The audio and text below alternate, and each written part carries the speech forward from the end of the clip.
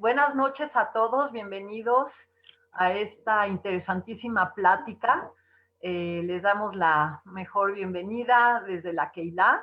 Es para nosotros un orgullo tener a estas 4 personalidades brillantes que nos estarán platicando hoy sobre el Consejo de Seguridad de la ONU y el papel que desempeña México. Me gustaría, antes de darles la palabra, leerles el currículum de cada uno para que puedan saber un poquito más de cada uno de ellos. Marcelo Shechtman va a ser nuestro moderador y Marcelo es egresado de la maestría en resolución de conflictos por la Universidad Hebrea de Jerusalén, así como licenciado en Ciencias Políticas y Administración Pública por la UNAM. Desde el 2008, su área de especialización ha sido en el coaching, teniendo clientes en el ámbito de deporte profesional y el ámbito corporativo, como el Centro de Colaboración Cívica Partners for Democratic Change International. Cuenta con 3 novelas publicadas, Ellos y Nosotros, Bitácora de un emigrante a la Tierra Prometida y Mi Mejor Maestro. Bienvenido, Marcelo, muchísimas gracias por estar. Gracias, Vivi. Enrique Rachman es internacionalista por la Universidad Iberoamericana, nombrado en la sede de Naciones Unidas de Asia como Humanitarian Affairs Peace Ambassador. Asociado joven y miembro del Consejo Mexicano de Asuntos Internacionales, COMEXI, y ha escrito artículos de coyuntura internacional para Foreign Affairs Latinoamérica. Muy bienvenido, Enrique. Muchas gracias, un placer.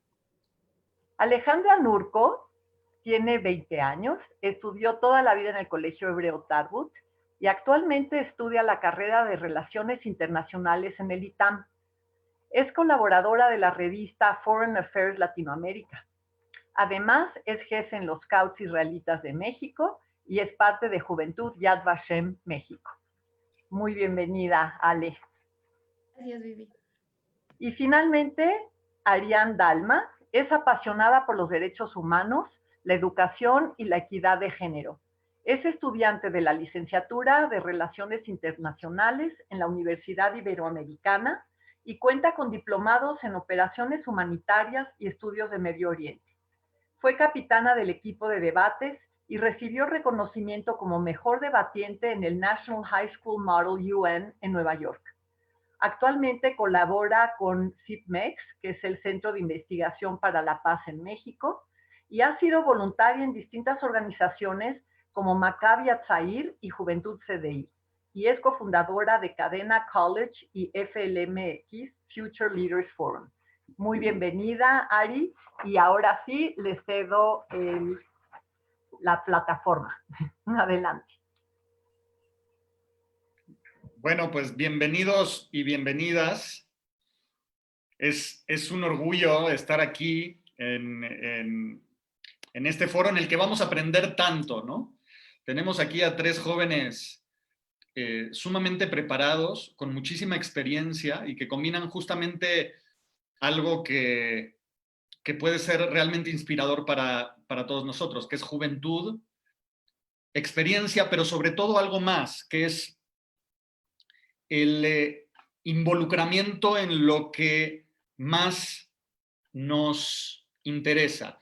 En el caso de ellos, son estos temas que tienen que ver con las relaciones internacionales de México en el mundo, por lo que es sumamente como nos genera muchísima ilusión, ¿no? De poder entender un poquito más dónde está México en el mapa internacional dentro del sistema ONU y dentro de el impulso de tantos programas que pueden ser tan relevantes y tan trascendentes en nuestra época.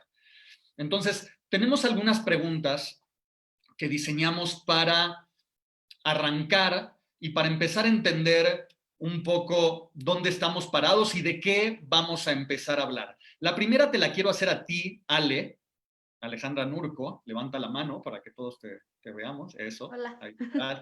Ahí está, Ale, y me parece que es la primera pregunta obligada, ¿no? Que nos sirve como para empezar a entender el marco de lo que estamos hablando y de su trascendencia. Ale, cuéntanos un poco para los que no somos expertos como tú y como ustedes, ¿qué es el Consejo de Seguridad de la ONU?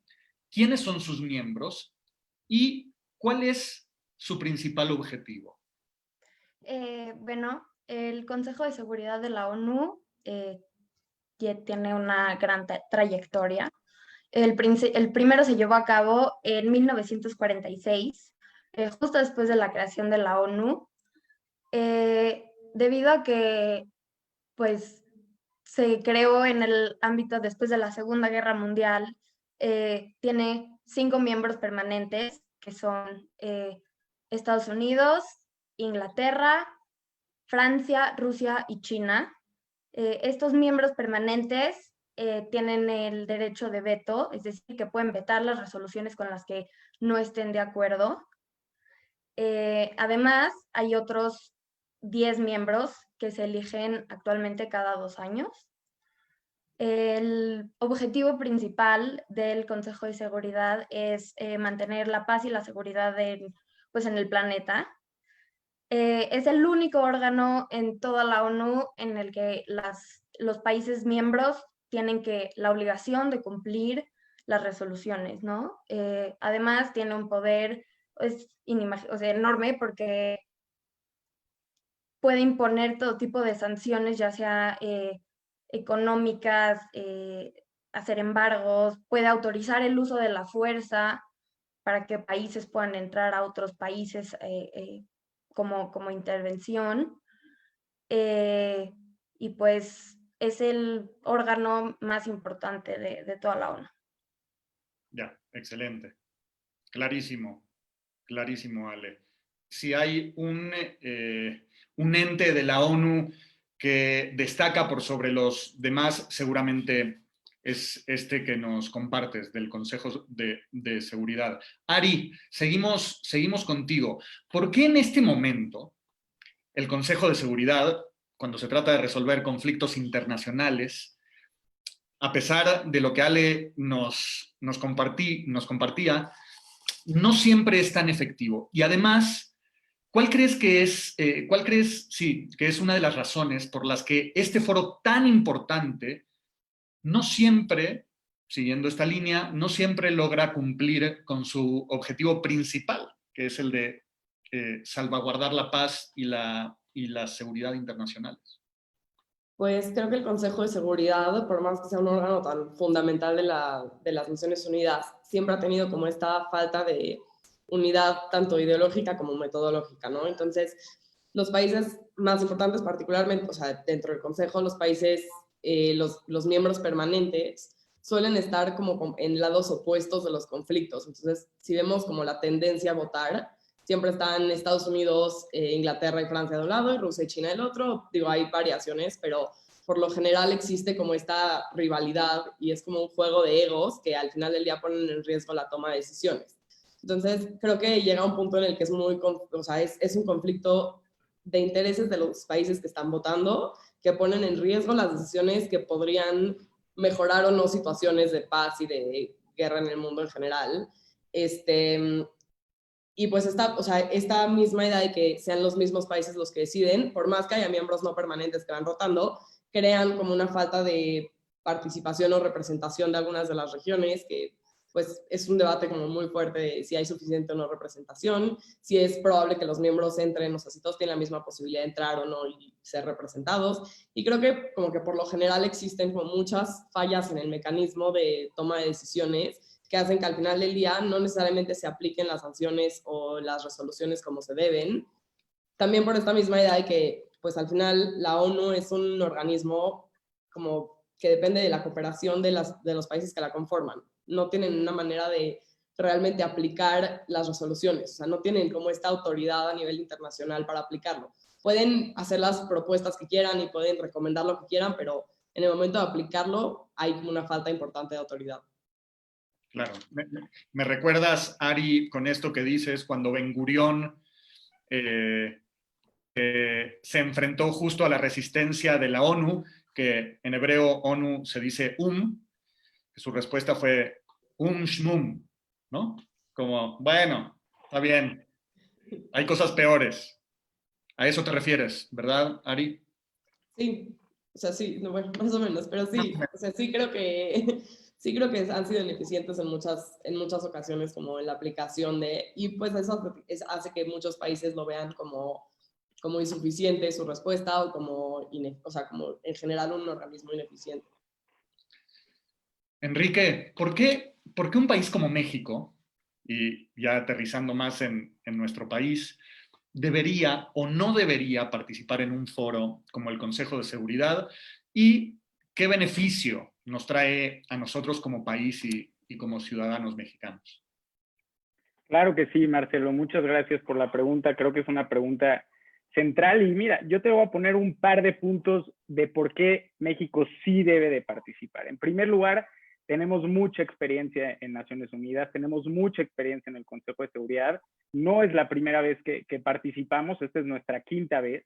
Ya hemos participado en 1946, en el bienio 1980-1981, en 2002-2003 y en 2009-2010. Es una práctica que está casi institucionalizada en la Cancillería mexicana y creo que por ese punto, por la parte de la experiencia, tenemos mucho que dar en el Consejo de Seguridad. Y en segundo lugar, yo pondría en el debate y en la reflexión la pregunta de ¿qué le conviene más a México?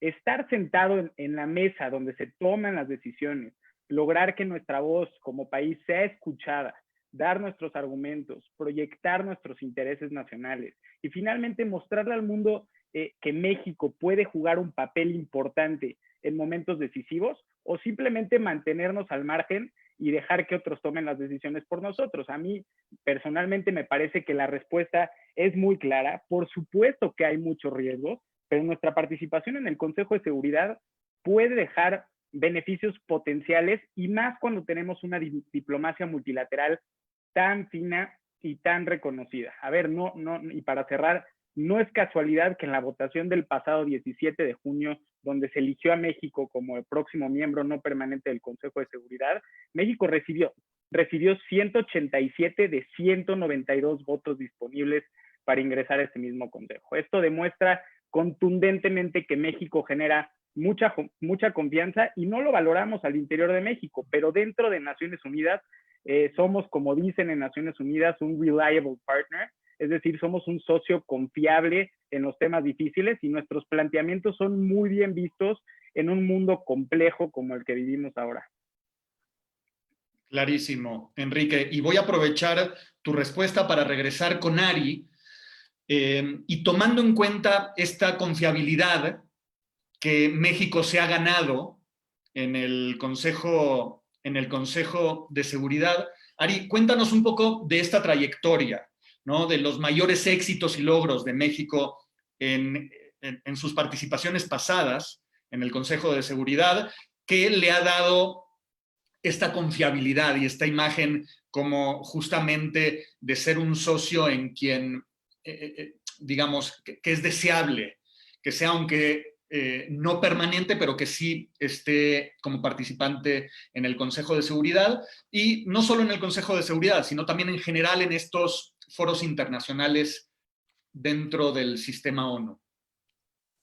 Claro, pues concuerdo mucho con Enrique que México siempre ha sido ha sido muy reconocido por su política exterior en general, aunque a nivel interno no nos parezca que están haciendo un buen trabajo en la política, o sí, cada quien tendrá sus opiniones. A nivel internacional, México siempre ha como logrado destacar, porque siempre han sido muy claros con como sus metas y sus objetivos de política exterior. Siempre ha quedado como muy claro cuál es su como proyecto a largo plazo, y siempre lo han podido demostrar en otro tipo de organizaciones.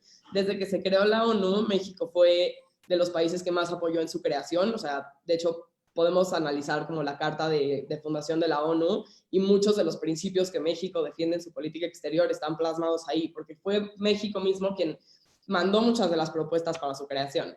Y creo que esto es, o sea, como muy reconocible porque a lo largo de su trayectoria México principios. La no intervención, la solución de conflictos de manera pacífica, la autodeterminación de los pueblos, la igualdad jurídica, son como aspectos claves que México ha defendido a lo largo de toda su participación en la ONU, no solo en el Consejo de Seguridad. Y como mencionaba Enrique, que México ya ha participado en otras ocasiones en el Consejo de Seguridad, las 4 participaciones de México fueron claves, o sea, fueron como altamente reconocidas porque en todas México fue pionero en diferentes temas, desde como el ingreso de nuevos miembros, descolonización, no sé, como que siempre ha mostrado que es como una potencia emergente México, o sea, siempre ha sido vista así a nivel internacional. Y entonces, aunque nosotros no veamos el potencial que tenemos, en verdad tenemos un servicio de relaciones exteriores impresionante. De hecho, una de las cosas que más me resaltan a mí es que, bueno, más me llama la atención, es que México ha sido como de los pioneros en como el movimiento para frenar el uso del veto. Entonces, el Consejo de Seguridad, donde todos los países tienen, bueno, todos los miembros permanentes tienen un veto, México considera que esto es como antidemocrático y que va en contra de todos los como, principios básicos y del funcionamiento del Consejo de Seguridad, y ha sido uno de los países que más ha como presionado para que se quite, entendiendo la importancia que hay de tener una organización internacional que sea democrática.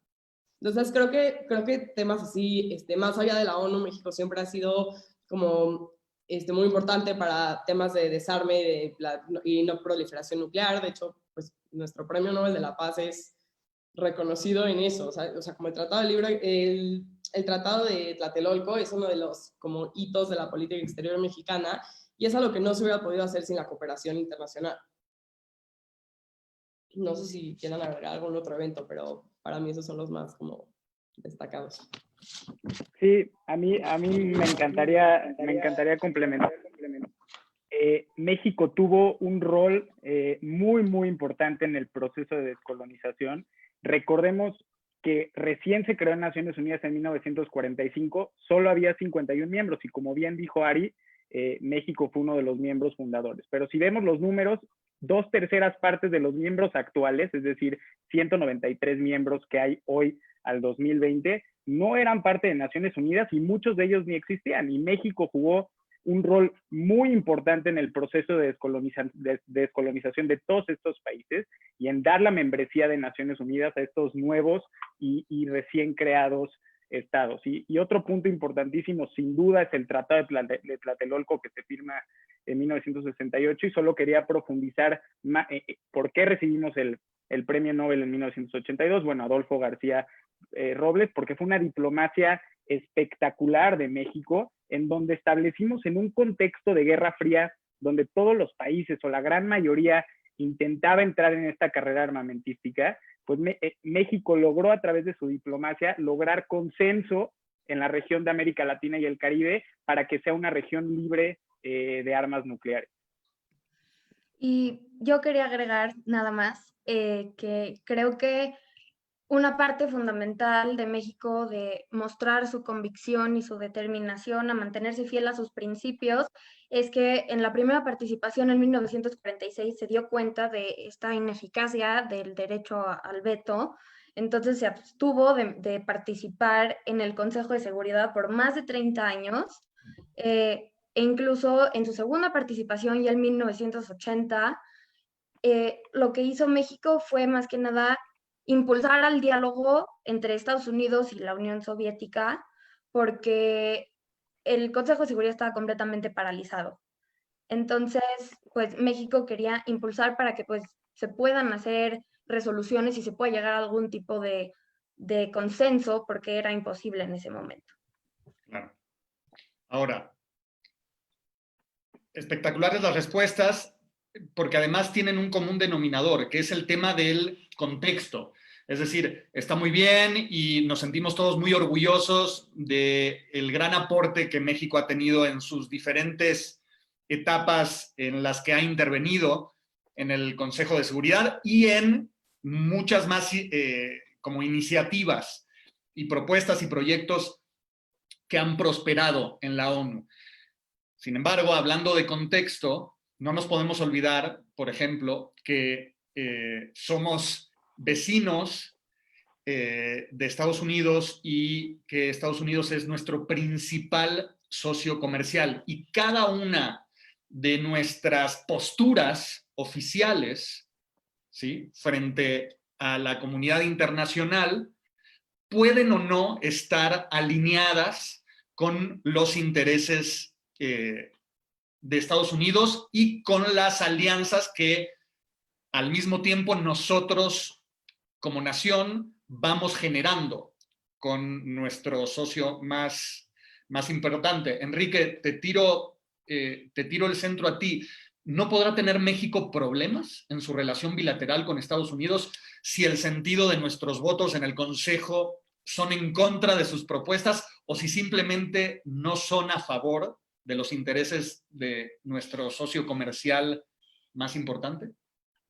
Mira, Marcelo, es un tema muy interesante, es un tema muy debatido y es uno de los grandes retos que tiene México cada vez que se tiene que enfrentar a la membresía no permanente en el Consejo de Seguridad. Pero para contestarte la pregunta, me gustaría regresarme a nuestra participación en el Consejo de Seguridad en el 2002-2003, que fue nuestra tercera participación con el embajador Adolfo Aguilar Sincer, donde México fue en el contexto de la intervención estadounidense en Irak.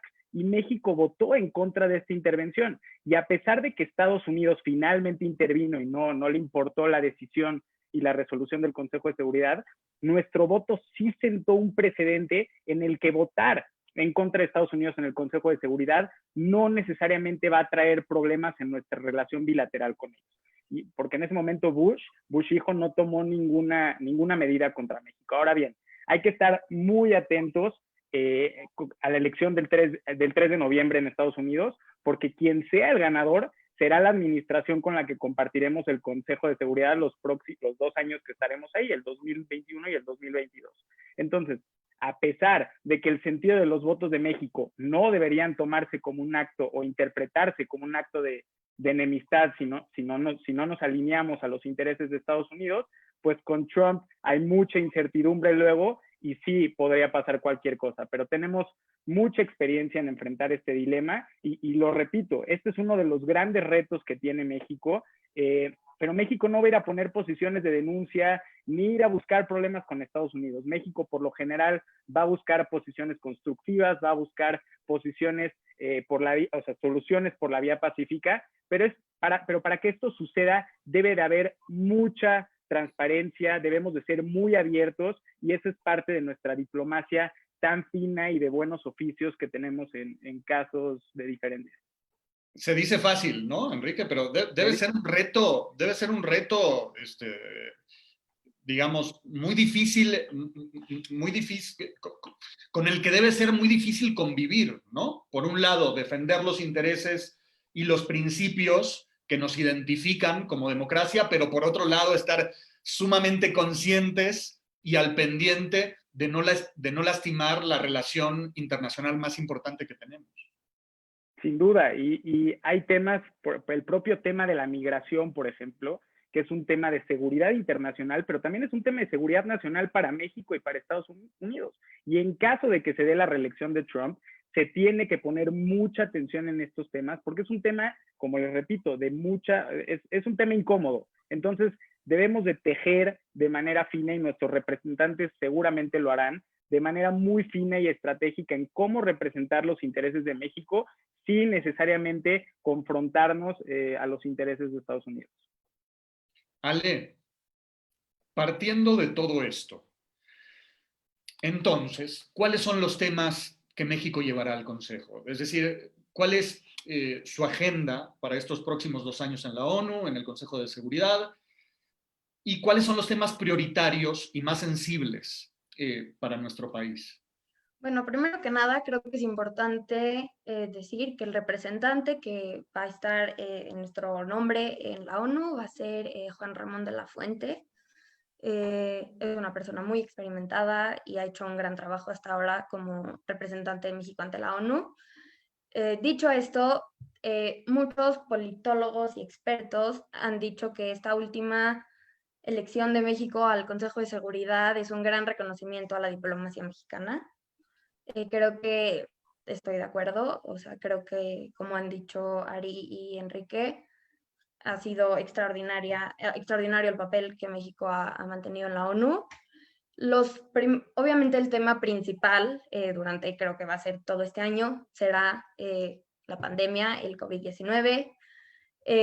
Obviamente, pues todos los países quieren una vacuna, todos van a estar pues abogando por eso, pero pues obviamente también peleando o discutiendo entre sí sobre quién tiene la vacuna con las empresas privadas. O sea, creo que ese durante este año va a ser el tema mucho más importante, si no es que del único que se va a hablar, ya que es algo que está afectando obviamente a todo el mundo.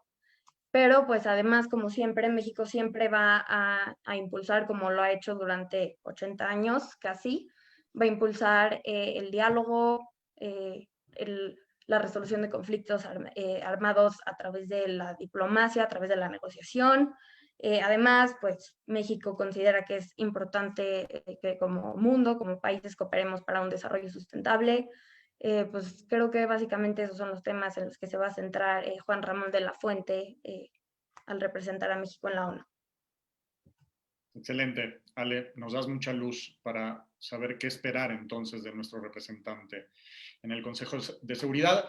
Quiero agradecer muchísimo a la gente que nos está haciendo llegar sus preguntas, ¿sí? Ahí tienen un espacio que dice justamente preguntas y respuestas. Por favor, todas las preguntas que les gustaría hacerles a nuestros panelistas, ese es el canal, nos encantará leerlas. Si quieren, vamos empezando. Tenemos un par de temas que son clave también y que vamos a procurar no terminar nuestra mesa redonda sin abordarlos, que es el tema de Israel, por ejemplo, la postura de México frente al conflicto de Israel en Medio Oriente y al tema de la pandemia, por supuesto.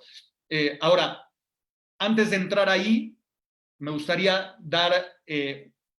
empezar a dar vía y desahogo a las preguntas que nos están haciendo la gente que nos está mirando. Arranquemos por la primera, con Rebeca Salame. Por favor, Ari, Ale, Enrique, quien quiera responderla, ¿por qué creen que no se habla de todo esto a nivel interno? Me imagino que Rebeca se refiere por qué no se habla tanto, por qué al ciudadano de a pie no nos llega esta información y tenemos que organizar una actividad con 3 especialistas para enterarnos. Si quieren, yo contesto sin problema. Mira, es un tema muy, muy difícil porque es una realidad y es lamentable que hay muy pocos foros dentro de los medios de comunicación y los grandes consorcios de la información en México que se ocupan de tratar temas tan especializados y temas de política internacional, y estamos bastante ocupados en nuestros problemas internos. Esa es una realidad.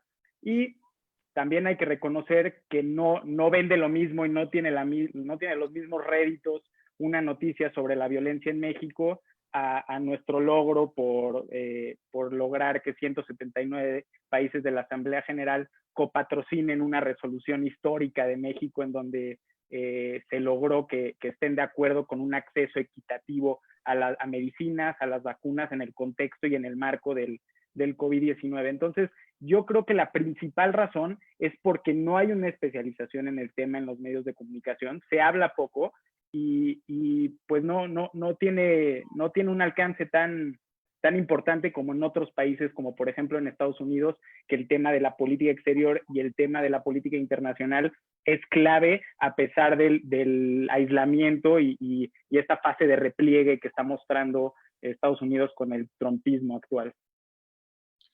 Nos vamos a brincar a una pregunta posterior. Ale, ¿cuál es la importancia?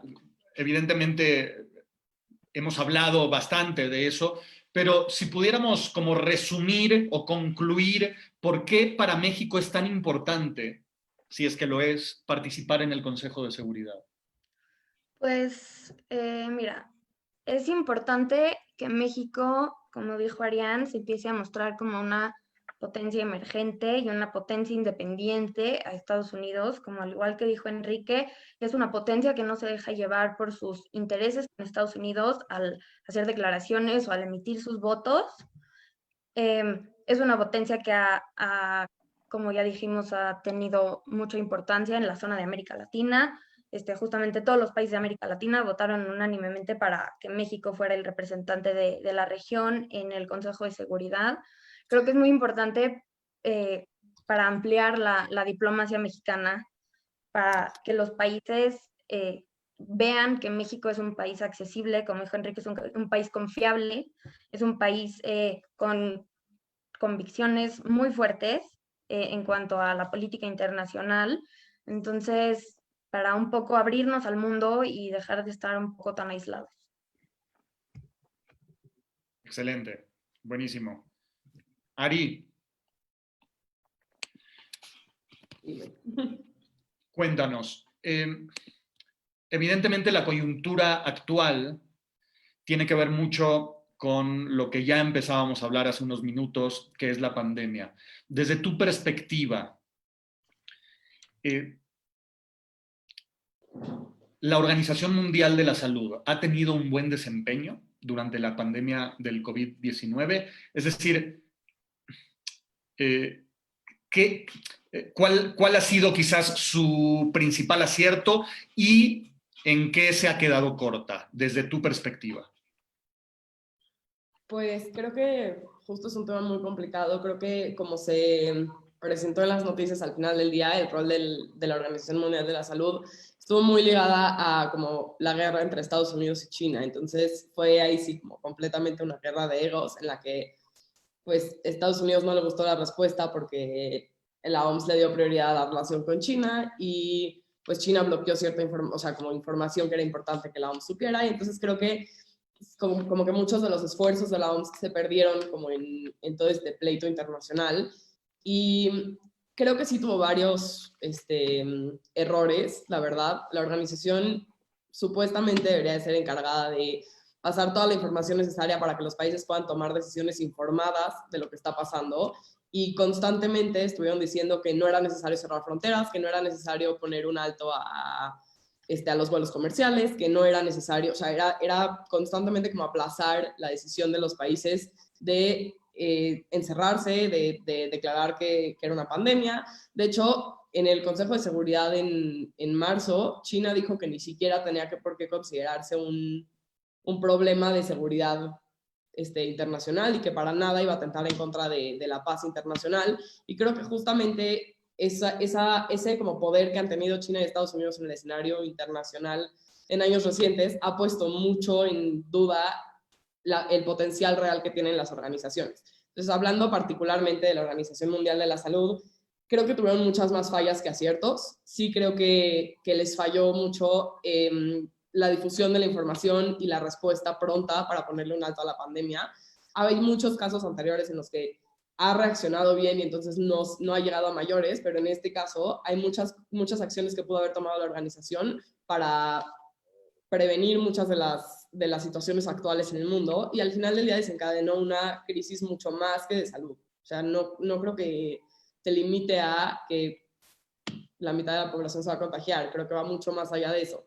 Y la verdad creo que en su respuesta posterior, o sea, creo que hoy en día están haciendo una buena labor en cuanto a la difusión de información nueva y en la coordinación de esfuerzos para, justo como lo mencionaba Ale, que existe como esta iniciativa para que exista un programa donde haya una división justa de los medicamentos y que le pueda llegar a todo el mundo, y creo que en eso están funcionando muy bien, pero creo que su respuesta como muy asertiva fue muy tarde para frenar la pandemia. Ale, Enrique, ¿algo que aportar o que abonar a la explicación de Ari?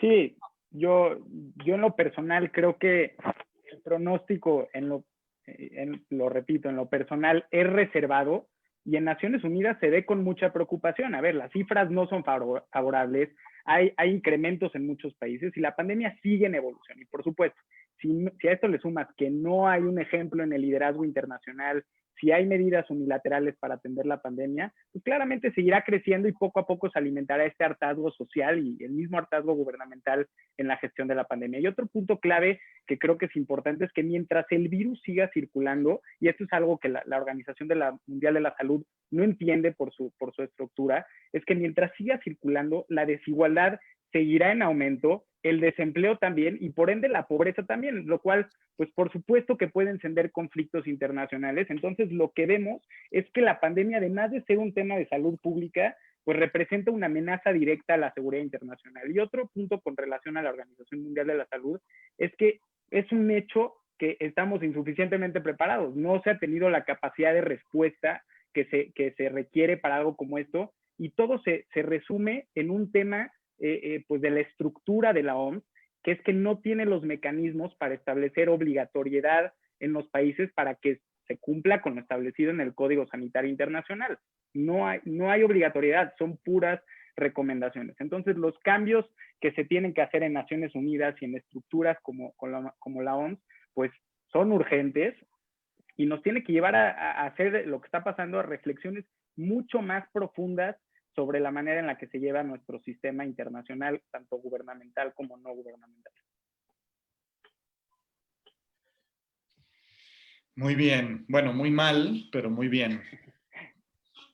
Pero muy bien que nos dan luz Claro, porque evidentemente la ONU se queda en la recomendación. Difícilmente también se le pueda exigir algo más al sistema ONU, que por naturaleza no tiene los suficientes dientes como para convertir esas recomendaciones en instrucciones que todas las naciones deberían de cumplir. Sin duda. Enrique, siguiendo contigo, Nathan Wittenberg tiene una pregunta específica para ti. Te dice, ¿cuáles crees que son los principales retos que tiene México en su participación en el Consejo de Seguridad y en general en la ONU para los próximos años?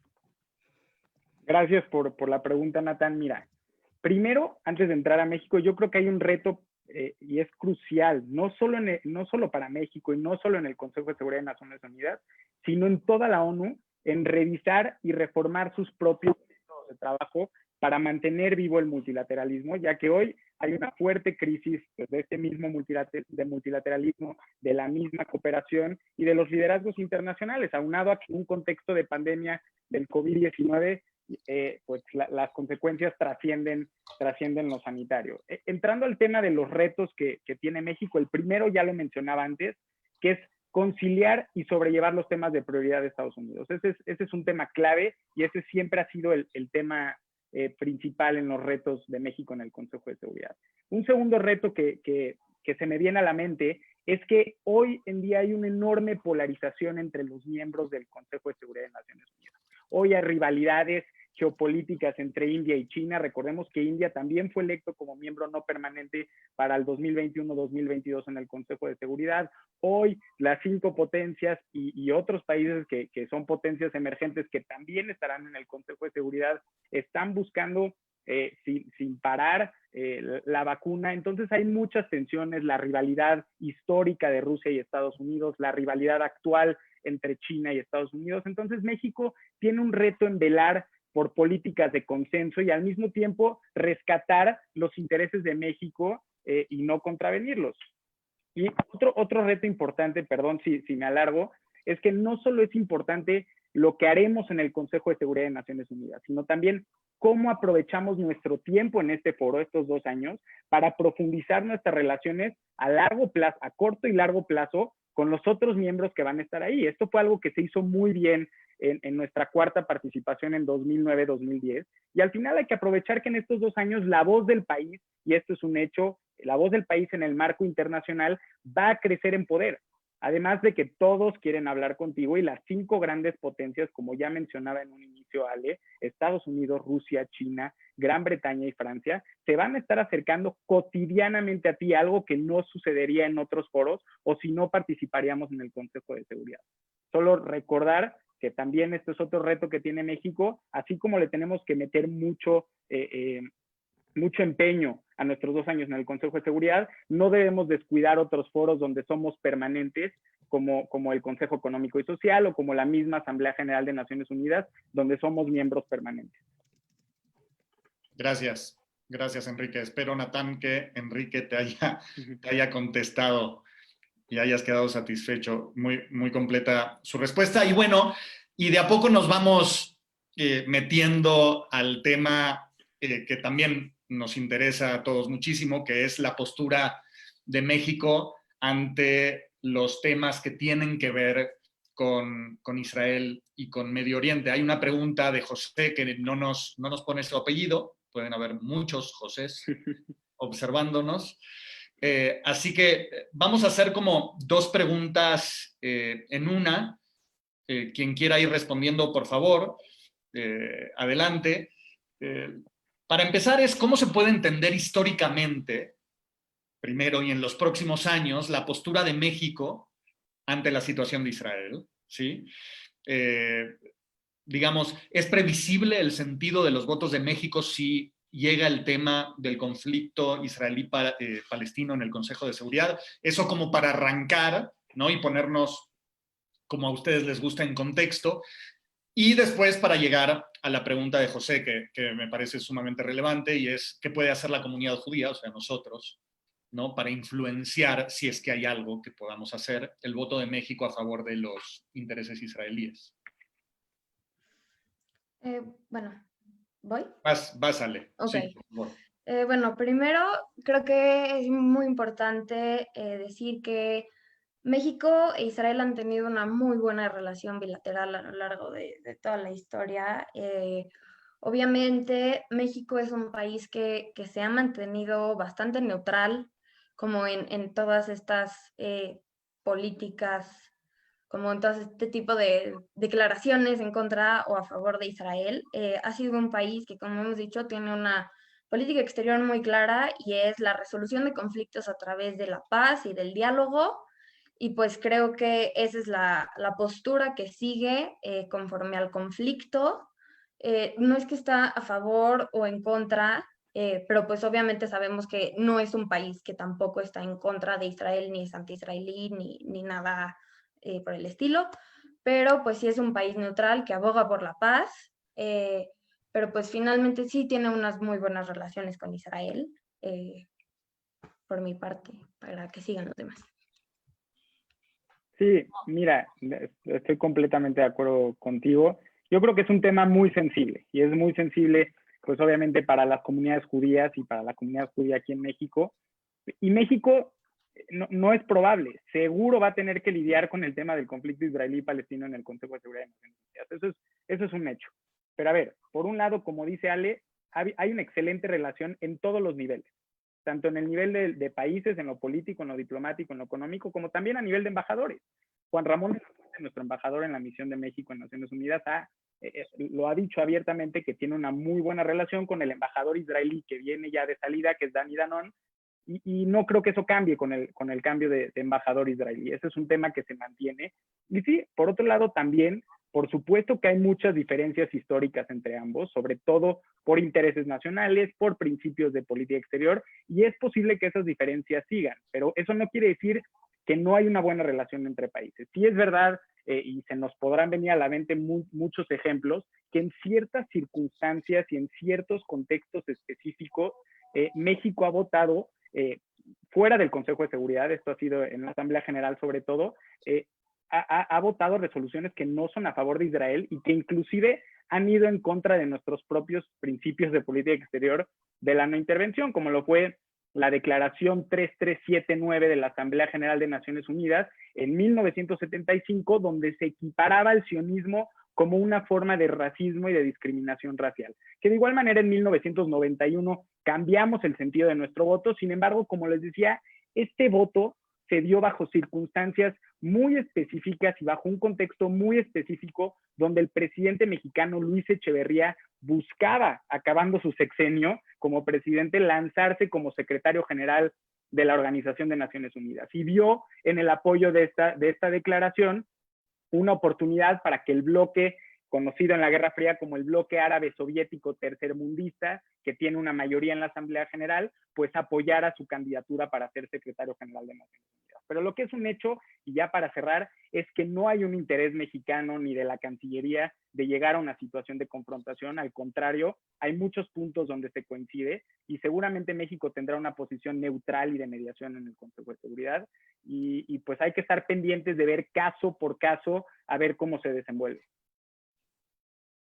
Sin duda. Además, el tema de los intereses israelíes también es todo un tema que se podría desmenuzar muchísimo. Estamos viendo cuánta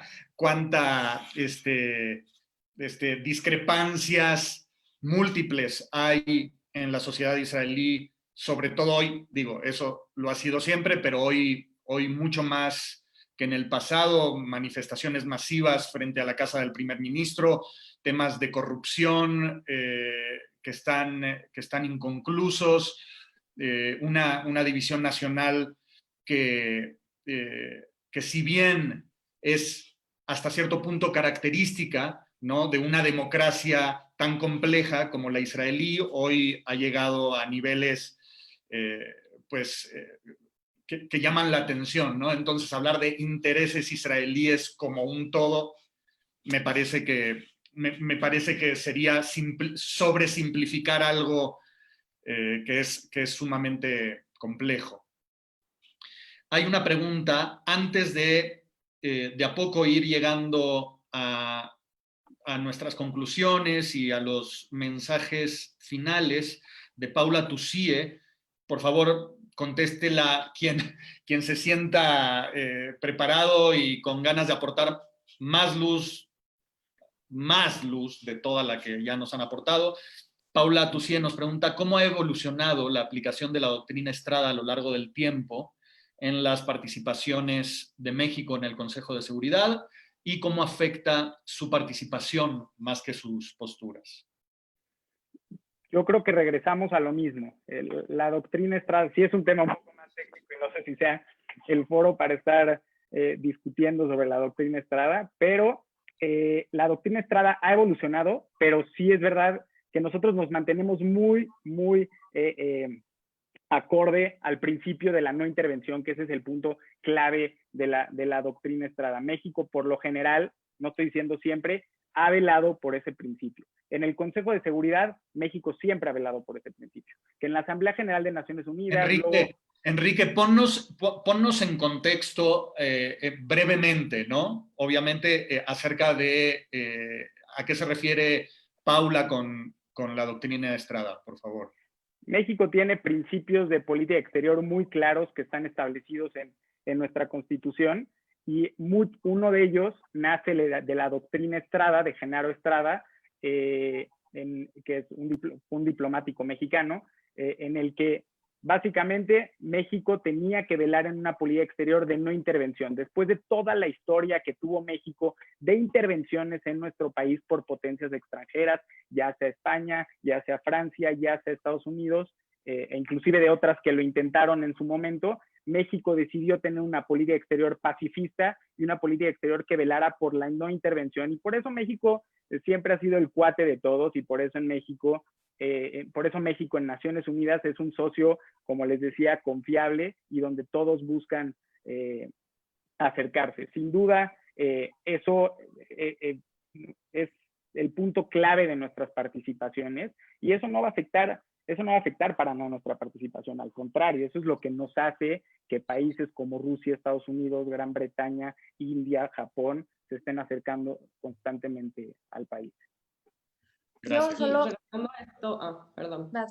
vinculando esto un poco con el tema de México e Israel, como que es muy claro que México siempre, por lo general tiene una tendencia hacia abstenerse, pero es justamente por lo mismo, por intentar no intervenir en conflictos externos que se pueden solucionar de la manera más pacífica. Y por lo general México ha intentado tener una participación que se quede 100% del lado de como las soluciones más pacíficas a los conflictos, siendo que sabe que votando a favor o en contra de algunas de estas resoluciones podrían llevar a un conflicto mucho más como complicado. O sea, no podemos ver las resoluciones de la ONU como algo que es un blanco y negro, porque al final del día hay muchísimas más actores de por medio, y creo que la doctrina Estrada y muchas otras de los principios que ha usado México en su política exterior han hecho que sea mucho más ameno como este proceso de pacificación del mundo y como su approach multilateralista. Y justamente... perdón. Yo solo quería decir que justamente, o sea, como para apoyar todo esto que hemos dicho, que la política exterior de México ha sido muy consistente y ha sido la misma por más de 80 años. Justamente la doctrina Estrada se empezó a aplicar en 1930 entre las dos guerras mundiales. en un mundo en el que estábamos llenos de intervencionismo, de países invadiendo otros países, conquistas, luego vino la Segunda Guerra Mundial, y pues desde ahí México se ha mantenido como un país neutral, convencidos de la autodeterminación de cada pueblo, de la no intervención, y pues finalmente es algo que se ha aplicado hasta ahorita. Entonces, eso muestra como toda esta trayectoria que ha tenido México en la política exterior. Claro. Y para cerrar, perdón, Marcelo, si puedo decir algo más, para que sea un poquito más ameno en cuestiones prácticas, donde hemos visto pues elementos de la doctrina Estrada en la práctica de la diplomacia mexicana, es que, por ejemplo, la doctrina Estrada se limita, y lo voy a intentar decir en el lenguaje más ameno, se limita a mantener o retirar, cuando lo crea procedente, a sus agentes diplomáticos, es decir, a todo su cuerpo diplomático, sin calificar a los gobiernos de otras naciones. Entonces, llegando al ejemplo claro, por eso México tiene tantos choques con el Grupo de Lima, que es uno de los grandes críticos de Venezuela, porque justamente México no busca calificar si está bien o está mal el régimen de Maduro, que bueno, obviamente eso es para otro tema. Y otro ejemplo es muy claro que sucedió el año pasado, fue con Bolivia. México hoy en día tiene tensiones muy fuertes con Bolivia, inclusive retiraron a nuestra embajadora de allá y acosaron la residencia la embajada y la residencia de la embajadora, y México decidió dar asilo a Evo Morales, y México no rompió relaciones con Bolivia, y México con Evo Morales tampoco rompió relaciones. Entonces, yo creo que esos son ejemplos muy prácticos y de cómo opera la doctrina Estrada pues, en la actualidad. Excelente. Bueno, antes de la conclusión, porque nos siguen llegando preguntas que son realmente buenas, y aprovechando, tenemos muchísima gente viéndonos, prácticamente 50 personas. Hay otra pregunta de Paula que también es sumamente interesante. Nos dice Paula, ¿por qué querrías a un país que suele abstenerse en varias decisiones adentro del Consejo de Seguridad? ¿No? A mí personalmente me parece que el pensar que no debemos de participar porque nos abstenemos es una visión muy simplista de las relaciones internacionales, y muy simplista de lo que significa estar en el Consejo de Seguridad, que es sin duda el foro de mayor jerarquía a nivel internacional. Y yo regreso a la reflexión cuando iniciamos esta conferencia. ¿Qué le conviene a México? ¿Estar sentado en la mesa donde se toman decisiones, o mantenernos al margen y dejar que otros tomen las decisiones por nosotros? México, al final, es un país importante, muy importante de hecho. Es un país que sí últimamente se ha visto muy ensimismado en sí mismo, se ha visto muy en lo local, y eso responde también mucho al interés de política exterior de Andrés Manuel, del presidente, no de la Cancillería, del presidente.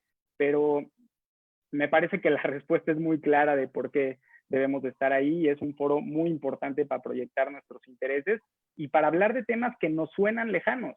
El desarme nuclear nos suena lejano, el terrorismo nos suena lejano, pero son temas que cobran mucha importancia en México, y el tema del terrorismo y el discurso de odio es un tema no importante solo porque Estados Unidos a partir de 9/11 nos pidió y básicamente a veces nos sometió a tomar medidas contra el terrorismo y contra el crimen organizado, sino también, porque recordemos que el crimen organizado también utiliza en muchas ocasiones el terrorismo como herramienta para conseguir otros fines. Pero ese es otro tema.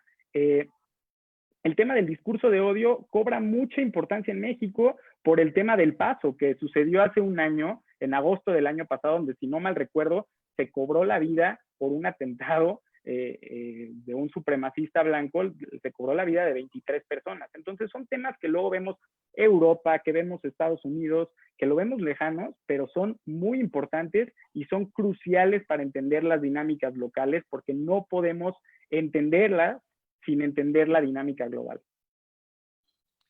Y entendiendo, Enrique, la oportunidad que nos da, ¿sí?, que nos da el participar en el Consejo de Seguridad, más allá de el grado de de partido que tomemos sobre una posición o sobre otra, que claramente por lo que ustedes tres nos han explicado de manera como muy precisa, no es por ahí la política exterior de México, sino es justamente por la no intervención, pero eso no significa la no participación, la no reflexión, la no opinión, ¿sí? Evidentemente, el que estemos ahí nos abre posibilidades sumamente atractivas como nación, ¿no? Una cosa no contradice a la otra. Entonces, entendiendo esto que hoy ustedes nos han explicado, y ya para ir cerrando, me gustaría arrancar por Ale, ¿sí?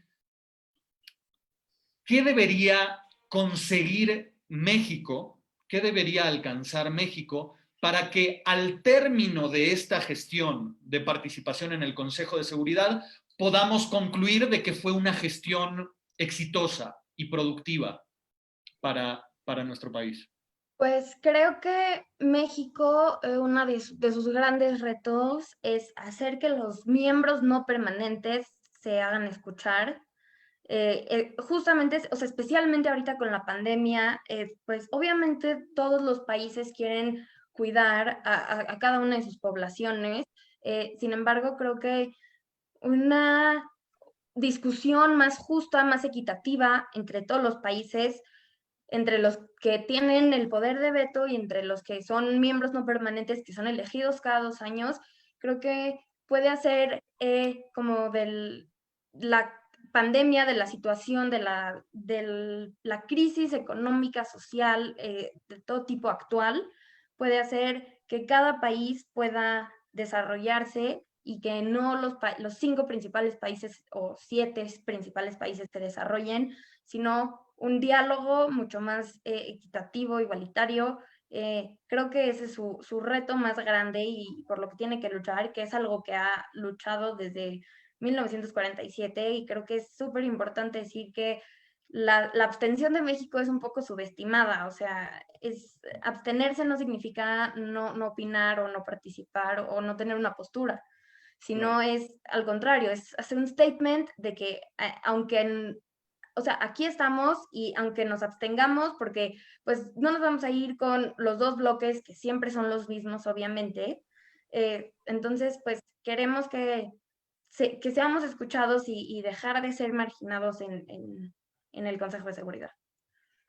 Clarísimo, clarísimo, Ale. Muchas gracias. Ari, te sumo una pregunta más a la que le hice a Ale a manera de conclusión. Digamos, ¿qué debería o qué nos serviría alcanzar para considerar la participación de México una gestión exitosa? Pero también, ¿cuál es el riesgo? Es decir, ¿qué pasaría como para nosotros considerar que desaprovechamos la oportunidad de ser parte del ente más importante de la ONU? Pues creo que parte importante de lo que como que nos enfrentamos es que justo estamos en un foro en el que nuestras posibilidades de cooperación se vuelven como muchísimo más extensas de las que tenemos sin estar. Creo que lo mencionó Enrique, pero tenemos como un alcance mucho más y una relación mucho más cercana con los países miembros del Consejo de Seguridad, y desaprovechar esto creo que sería definitivamente no un acierto, una falla de nuestra política exterior. Creo que México se ha limitado mucho últimamente a su relación bilateral con Estados Unidos, y entiendo por qué. Entiendo que Estados Unidos ha creado un escenario de mucha incertidumbre para México y que la relación con Estados Unidos debe ser una prioridad, pero tenemos la oportunidad de crear lazos y de cooperar con muchos otros países y de abrir las puertas a muchos tipos de cooperación diferentes que, si no estuviéramos participando en el Consejo de Seguridad, definitivamente no tendríamos. Entonces, creo que mi respuesta a las 2 preguntas va como en el mismo eje. Creo que si México sale demostrando que sigue siendo como la brújula moral del Consejo de Seguridad, como lo hacía en participaciones pasadas, y al mismo tiempo fomenta diferentes tipos de cooperación dentro del país, que pueden ser de muchas disciplinas diferentes, va a ser una participación como muy asertiva. pero creo que fallar en lo mismo sería lo que a mí me decepcionaría de nuestro gobierno. Y creo que en este caso justo México tiene la oportunidad o sea, estamos en un escenario internacional que no pudimos haber previsto, y es uno de esos como hitos en la historia en donde se redefine la seguridad y la manera en la que nosotros nos enfrentamos a la seguridad. Y creo que México tiene la oportunidad de participar en esta redefinición de seguridad para incluir muchas otras disciplinas como lo es la salud. Y México tiene que mostrar como su liderazgo y no sé, su participación tanto regional como internacional para poder crear esta redefinición y poder crear propuestas y como tener una respuesta como muy crítica y muy activa frente a la situación. Muchas gracias, Ari. Para cerrar, Enrique, supongamos que tú fueras el representante de México en el Consejo de Seguridad. ¿Cuáles serían los 2 puntos que te asegurarías de plantear y, si es posible, de conseguir? Dos sería poco, pero sin duda creo que el reto, uno de los retos más fuertes que tenemos y que creo que eso va a marcar nuestra participación en el Consejo de Seguridad, va a ser en nuestra propia región, en América Latina, cómo representemos a GRULAC, que es este grupo de Latinoamérica, el grupo de países de Latinoamérica y el Caribe, porque recordemos que ellos son los que nos dieron el endoso para entrar al Consejo de Seguridad, lo cual también es resaltable porque vivimos en una región sumamente fragmentada ahorita y México, a pesar de ello, pues logró tener el endoso de la región. Entonces tenemos un reto muy importante en nuestra región, sobre todo los temas que más se tocan en el Consejo de Seguridad de América Latina y el Caribe son los de Haití y los de Colombia. Sin embargo, hay muchos otros temas que están calientitos, como el tema de Venezuela, como el tema de Bolivia, como el tema de Brasil ahorita con Bolsonaro, y sin duda yo creo que el cómo representemos a la región latinoamericana, porque no solo representamos a México, el cómo representemos al grupo de países latinoamericanos y del Caribe, va a marcar mucho de en estos 2 años en el Consejo de Seguridad. Y la otra, yo diría más, porque podríamos hablar de muchos temas, de las tecnologías digitales en el contexto del desarrollo, la pandemia, el terrorismo, los niños en los conflictos armados, muchos temas que México es pionero y es un gran jugador y que tiene cartas credenciales para estar negociando esto con las grandes potencias y con otros países.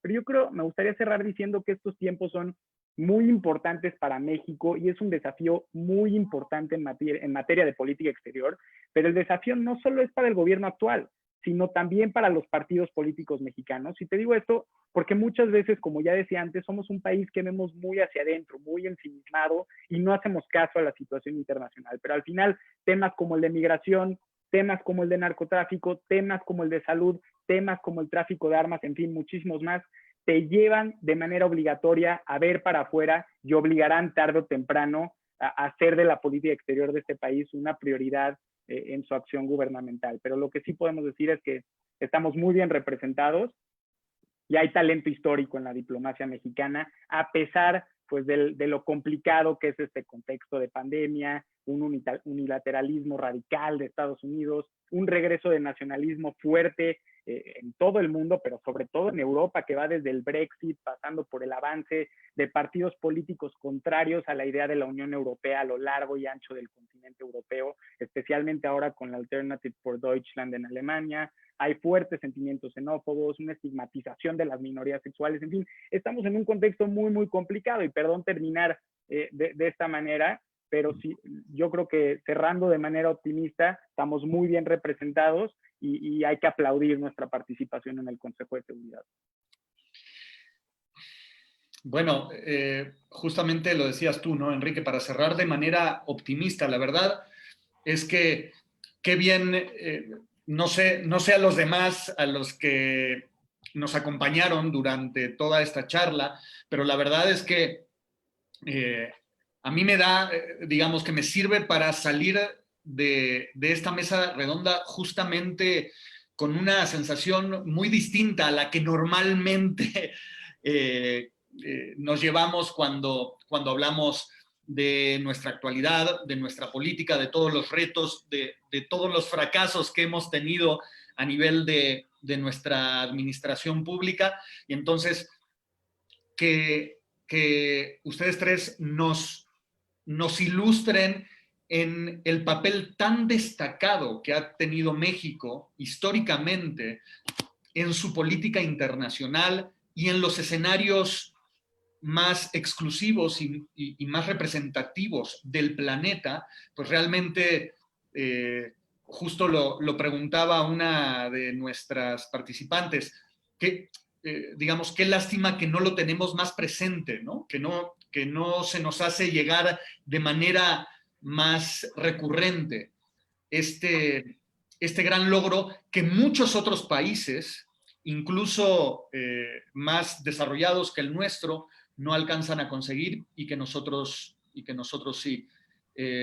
La verdad les quiero agradecer profundamente. Hay varios participantes que estuvieron observando la conversación que también lo han hecho a través de los chats. Me sumo a ellos. Es sumamente reconfortante y nos deja, como decías tú, Enrique, una sensación de muchísima esperanza y de muchísimo optimismo. También tener gente joven, experimentada, apasionada, bien preparada, como ustedes, Alejandra Nurco, Arián Dalma, Enrique Rachman. Muchísimas gracias por su tiempo y por habernos ilustrado como nos han ilustrado. Y para terminar, pues le regreso la palabra a nuestra querida Vivi Biskin, que es, para variar, la gestora y quien está atrás de toda esta iniciativa, que es la presidenta, además, del Comité Cultural de la CEILE, para que cierre con la actividad. Bueno, pues muchísimas gracias. La verdad es que no voy a repetir las maravillosas palabras de Marcelo, las compartimos al 100%. Lo que sí quiero reiterar es que justamente este fue un esfuerzo de las tres comunidades y esto es lo que más bien queremos resaltar, porque así como estamos hablando de esta cooperación internacional y demás, estamos muy orgullosos de la cooperación que estamos haciendo intercomunitaria. Quiero agradecer profundamente a Maguen David y a Monte Sinai por unirse a esta plática. Ya hemos hecho varias, las estamos haciendo normalmente los jueves a esta hora. Y realmente, pues creo que es lo que yo sí tengo que añadir en esta ocasión, porque ha sido muy, muy importante su participación. Al mismo tiempo, a nombre de la comunidad Maguen David, de la comunidad Monte Sinai, de la Keilah Ashkenazi de México, les quiero agradecer profundamente a Ari, a Ale, a Quique y a Marcelo por esta increíble velada, de verdad que fue muy inspiradora. Son ustedes el futuro de esta comunidad y les deseamos toda la suerte del mundo. Muchísimas gracias a todos y buenas noches. Que descansen. Muchas gracias. Muchas gracias. Hasta luego. Gracias. Adiós.